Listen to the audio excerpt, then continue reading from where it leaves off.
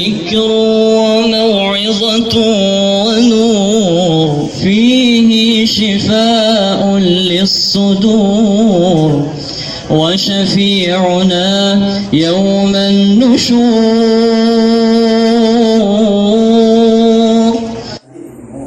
Assalamualaikum warahmatullahi wabarakatuh. Welcome to the Islamic Values Class Grade 10 level. Ako po si Hamida Balis, Grade 10 Islamic Values Teacher.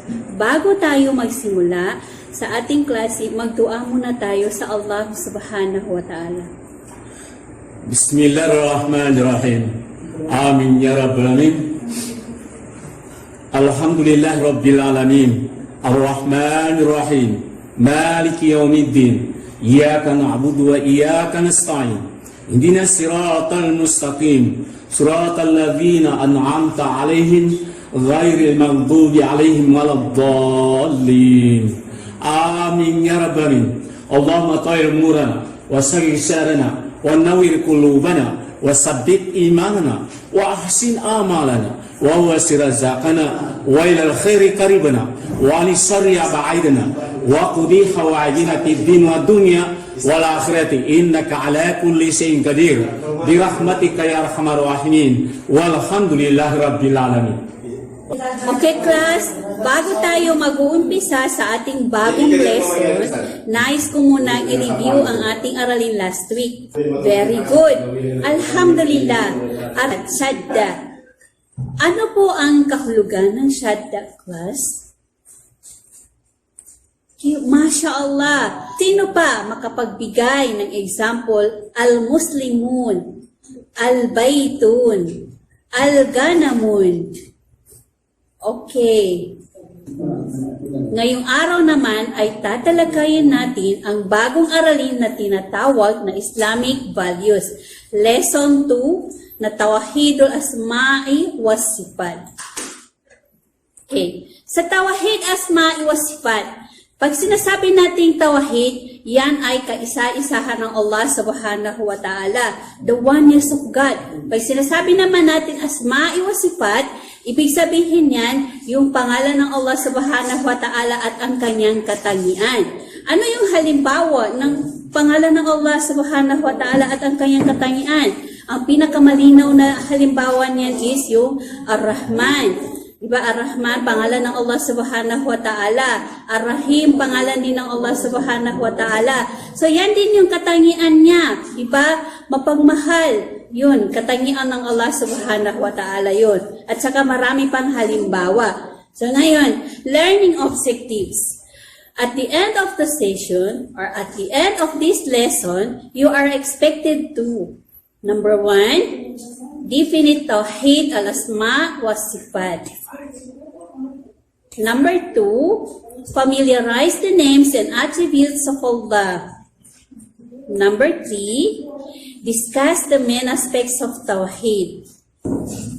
The first pillar of Iman in Islam is belief in Allah Subhanahu wa Ta'ala. As a Muslim, we believe in Allah Subhanahu wa Ta'ala in accordance with His beautiful names and attributes. Allah has revealed His names repeatedly in the Holy Quran, primarily for us to understand who He is. Learning and memorizing the names of Allah will help us to identify the correct way to believe Him. Before we start, let us answer this pre-test on the lesson that you are about to study. Pre-test lesson 2. Directions. Read the statements carefully and choose the answer that best describes the statement. Write your answer in your activity notebook. Okay, number 1. What attribute of Allah does the name Al-Wahhab represent? A. The giver of gifts. B. The opener. C. The reliever. And D. The judge. Number 2. Which of the following does not belong in the names and attributes of Allah? A. The protector. B. The expander. C. The angry one. D. The knowledgeable. Number 3. Which name of Allah means the absolutely pure? A. Al-Dar. B. Al-Baqi. C. Al-Hadi. D. Al-Quddus. Number 4. Which of the following is the meaning of Al-Asma? A. Heaven. B. Names. C. Paradise. D. Attributes. Number 5. What attribute of Allah does the name of Al-Muhaymin represent? A. The guardian. B. The expander. C. The constrictor. D. The knowledgeable. What's in? Directions. Answers the following by completing the sentences. Write your answer on your activity notebook. Okay, blank. Created all things. Next, Tawhid literally means blank. Number 3, blank, also known as oneness of Allah in His Lordship.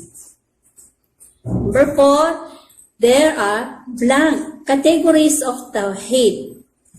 And the last, believing in omens and using blank are prohibited because they contradict the oneness of Allah.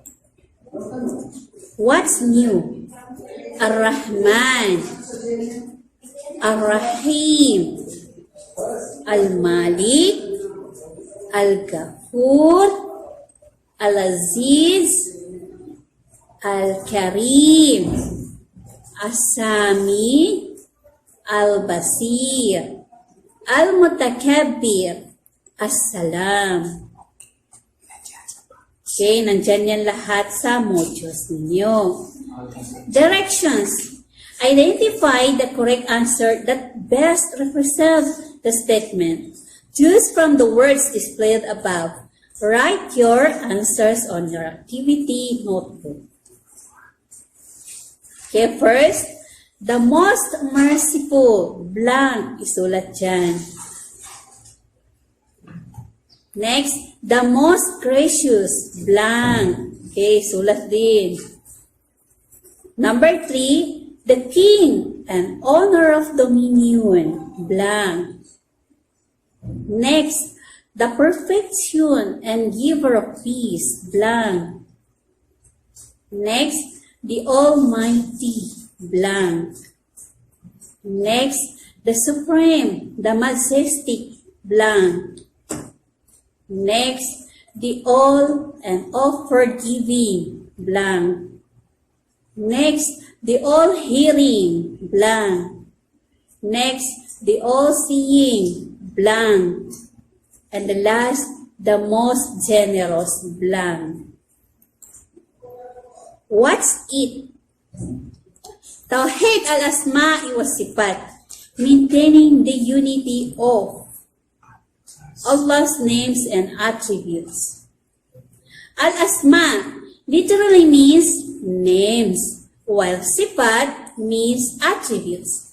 Tawhid al-Asma wa Sifat means to single out Allah with His most beautiful names and most exalted attributes mentioned in the Quran and Sunnah, and to have iman in their meanings and rulings, because Allah is the greatest. His name is called Al-Asma Al-Husna, the most beautiful name. Okay, sabi pa ng Allah subhanahu wa ta'ala dyan sa modules ninyo, Allah said in the Quran, Allahu la ilaha illa huwa lahul asma'ul husna. Ibig sabihin, there is no God but Allah. To Him belong the most beautiful name. Makikita yan sa chapter 20, verse 8 sa Holy Quran. Next, Huwallahul khaliqul bari'ul musawwirul lahul asma'ul husna. Ang ibig sabihin nun, He is Allah, the Creator, the Maker, the Fashioner. To Him belong the most beautiful names. Yan ay makikita sa chapter 59, verse 24. Next, sinabi, Kulidu'ullaha awidu'u rahmani ayaman tada'u falahul asma'ul husna. O, ibig sabihin nun, say, invoke Allah or invoke the most gracious by whatever name you invoke Him with. It is the same, for to Him belong the most beautiful names. O, makikita yan sa chapter 7, verse 180. These are some of the names and attributes of Allah subhanahu wa ta'ala. Ar-Rahman, which means the most gracious. Ar-Rahim, which means the most merciful. Al-Malik, which means the king and owner of dominion. Al-Ghafur, which means the of forgiving. Al-Aziz, which means the Almighty. Al-Karim, which means the Supreme. As-Sami, which means the All-Hearing. Al-Basir, which means the All-Seeing. Okay, next. This category of Tawhid has 5 main aspects. Okay, 5 ang aspect natin dito. Number 1, for the unity of Allah's names and attributes to be maintained in the first aspect, Allah must be referred to according to how He and His Prophet have described, without explaining away His name and attributes by giving them meaning other than obvious meaning. For example, in the Quran, Allah says that He gets angry with the disbeliever and the hypocrites. Allah Azza wa Jal says that He, Allah, may punish the hypocrites, men and women, and the pagans, men and women who have an evil opinion of Allah. A circle of evil is around thee. Allah is angry with them, curses them, and has prepared for them an evil end. Kita yan sa chapter 48, verse 6 sa Holy Quran. Okay. Laisa kamislihi shay'un. Ibig sabihin nun, there is nothing like Him. Makita yan sa chapter 42, verse 11. Okay, in the third aspect, Allah is referred to without giving Him the attributes of His creations. Laysa kamislihi shay'un wa huwa sami'un basir. There is nothing like Him, and He is the hearer and seer of all. The fourth aspect of Tawhid al-Asma' wa Sifat requires that man not be given the attributes of Allah. Lastly, maintaining the unity of Allah's names also means that Allah's names in the definite form cannot be given to His creation unless preceded by the prefix abd, meaning slave of or servant of. Laqad ja'akum rasulun min anfusikum azizun alayhi ma anittum harisun alaykum bil mu'minina raufur rahim. A messenger has come to you from among yourselves, who is grieved by whatever afflicts you. He is full of concern for you, full of piety, Ra'uf, and full of mercy, Rahim. for the believers. Makita yan sa chapter 9, verse 128. Take and be enlightened. Directions. Match the following names from column A to column B. Write only the letter of your answer on your activity notebook.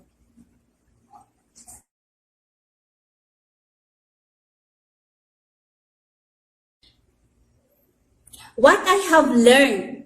Directions. Write what you have learned in this module by filling in the blanks. Okay, first, in this lesson, I read about blank. This means blank. The word asma means blank. And sifat means blank. I discovered that all names and attributes of Allah like blank. Blank, blank, blank, and blank cannot be used to refer in anyone than Him. I also learned about the 5 aspects of Tawhid al-Asma wa Sifat. One of them is blank. Okay, naintindihan class?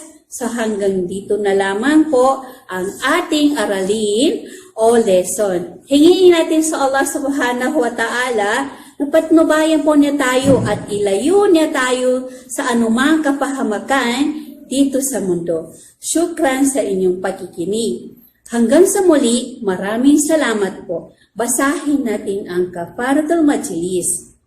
Bismillahi subhanakallahumma wa bihamdik wa nashhadu an la ilaha illa anta wa nastaghfiruka wa natubu ilayk.